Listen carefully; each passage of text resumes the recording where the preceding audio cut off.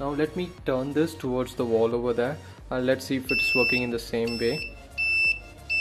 And you can see it is buzzing to indicate that there is an object in front of it, and as I come back the buzzing stops. Now let us go forward, and the closer we get, the harder the buzzer sound will become.